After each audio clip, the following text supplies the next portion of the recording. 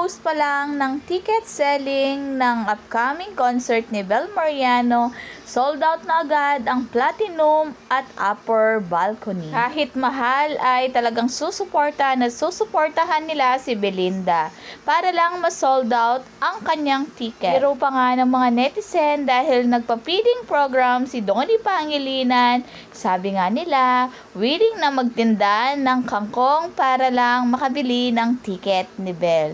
Kidding aside, daw talagang walang work si Donnie Pangilinan, mahilig siyang magpa-feeding program. Grabe, nasa kanya na ang lahat, napakabait niya talaga sa mga taong nakapaligid sa kanya. He is intended, generous, and has a big heart. May God bless your heart more, Donnie Pangilinan. Forever akong magiging fan ng isang Donato. As a person, above all else, may you be blessed more so you can continue being a blessing to others. At nakuhanan nga ng CCTV ang Don Bel na napaka-sweet habang nagpapapicture. At tunay na kaibigan talaga ng Don Bel si Jello Marquez.